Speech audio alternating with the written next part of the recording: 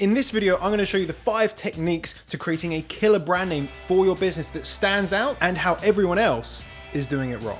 And the reason why I'm doing this video is that most people start with creating their brand name first and then trying to make the business work around the brand name. And that actually just doesn't work. That's not how the big boys do it, so that's not how you should do it either. This ultimately means that there's no real emotional connection with the brand from the customers because you've put no substantial meaning behind the brand itself. So if this sort of content floats your boat, make sure you are subscribed with your notifications turned on. Let's get into the video straight away.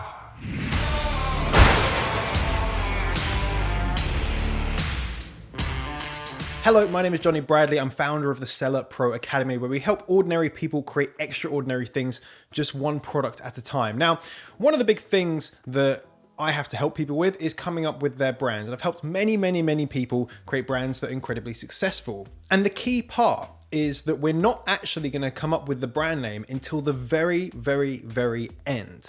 So everything we're going to look at today might seem like it's in the reverse order, but actually, if you want to come up with a killer brand name, this is the way that you need to do it. The first thing you need to do is come up with a brand vision. So before you've ever even thought about names, you want to actually come up with a vision. So what is a brand vision? A brand vision is simply how a brand approaches the future, be that with their customers internally like staff or external customers. This tells everyone that works for the company, all the customers, what they stand for. It tells them where the company wants to be in the future and gives them trust about that future. A brand vision doesn't have to be customer facing like a tagline for your business, but it's definitely something that you want to do first so that you can construct your brand around your vision. So a great way to do this is to finish this sentence. We are here to create a world in which.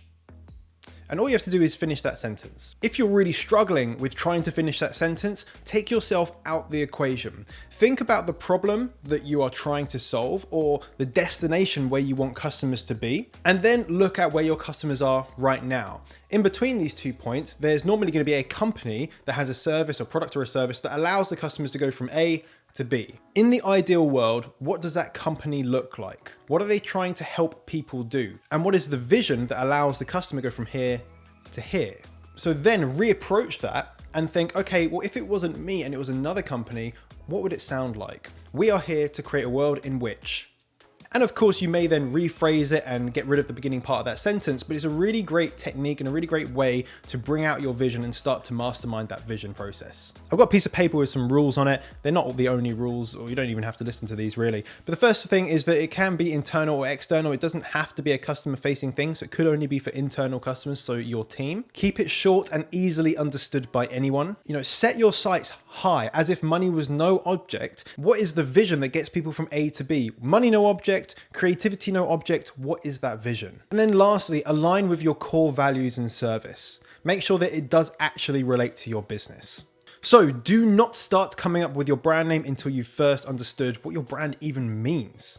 Number 2 is your brand voice. This is basically the personality and the characteristics of the brand. Just think of it like a person, and your brand voice is just describing the language that you're using with your customers. So think about when you first meet someone new, you're going to get a first impression based upon pretty kind of fickle and, face value things. And of course, those things can be proven wrong, but when you have a company, your first interaction with your company might be the only interaction with that company. So you need to make sure that as the business owner, as the person that is deciding what your brand voice looks and sounds like, that you're putting your best foot forward to then attract your ideal customer. The type of communication you use as well also tells your customers what you value. For example, someone that uses long and complex words probably values education and communication. But if someone's tonality was more sarcastic, they might value comedy or happiness or joy. If someone's using all caps or shouting, you probably are going to assume that they're annoyed, or maybe they're actually really excited. So your brand is going to be perceived exactly like a human would. When we look at someone like Coca-Cola,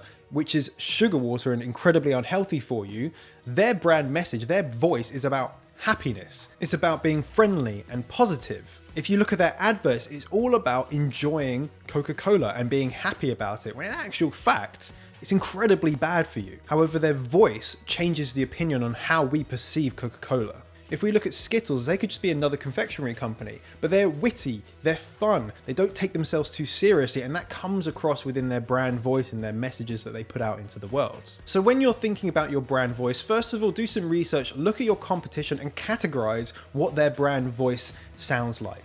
So is it scientific but not too complicated? Is it fun but not offensive? Do the exact same thing for your brand and map out what it sounds like, what sort of characteristics your company has when it's seen and heard.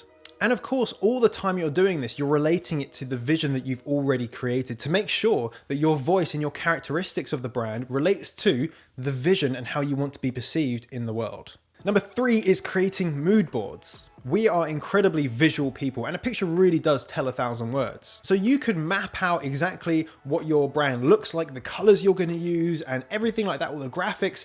But the best thing to do and the most efficient way to do that is by creating mood boards. A mood board is just a collection of photos, and that might be, pictures of other products. It might be color palettes. It could be text, font styles, or it could be anything that you believe gives your brand the inspiration for how it looks and feels. For me, it's really important to come up with the mood board first before ever thinking about your brand name or your logos or anything like that, because you want to get a feel for what the brand will look like. You know that certain color schemes and certain vibes won't go well with certain type fonts once you see them on a piece of paper or on your computer. There's plenty of free services that you can use to help create these. One of the best, one of the easiest is going to be canva.com. So number 4 is when we're actually going to start looking at brand names. So at this point, we understand the vision of the company. We understand what it sounds like, and we understand sort of what it's going to look like. So at this point, we can then come up with the name, the actual text that is going to align with all those things. And coming up with the brand name is one of the hardest things you will do when you're creating your company.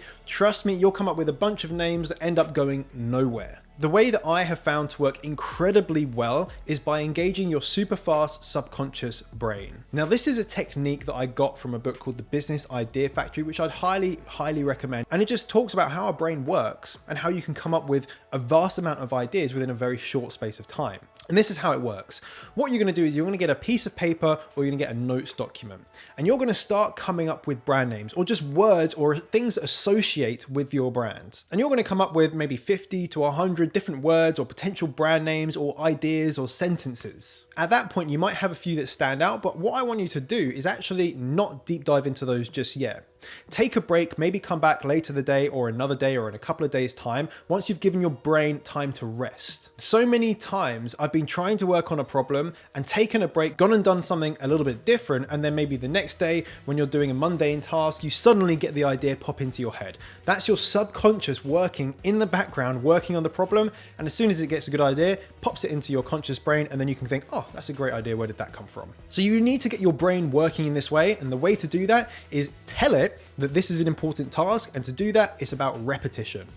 The more you repeat a task, the more you're going to get better at doing it. So come back another day and write down 20 or 30 more ideas. Come back the next day again and come up with more ideas. And most of these ideas are going to be complete rubbish. 99% of them will be absolutely rubbish or not usable. But it's a really important process to go through to get the 1% that actually are good ideas. So once you've whittled down these ideas to maybe 2 or 3 brand names, there's going to be a few which stand out to you more. At this point, you'd be going on to step 5, which I'm going to talk about in a second. But before you do that, I want to give you some techniques and ideas for coming up with brand names. There's different types of category brand names that you can come up with. So the first is going to be Eponymous.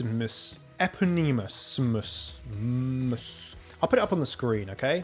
I'm not the smartest tool in the shed, all right? So these are going to be things like names, like it might be Tesla or Dyson or something like that, which relates to a name. Now, of course, if you have a particularly cool name, you might want to use your own name, or you may want to use someone else's if it's going to be relating to what you're actually doing. The next is going to be descriptive. So you might think Toys R Us. You know exactly what they do by just reading the brand name, or maybe someone like E-Trade, which is simply, electronic trading. So within these brand names, you are just telling the customer exactly what you do. You might want to look at acronyms like KFC or NASA, but the issue with acronyms is that people generally don't know what they mean until you have the brand awareness. So unless it kind of sounds good or makes sense, or you can say it as an acronym like NASA, then you may want to stick away from these things. However, it may make perfect sense for your business. One of the most common ones is to come up with composite brand name. So these are two things or two or more things that are kind of smushed together. So that might be like Gym Shark, about the gym, about shark, you're mushing them together.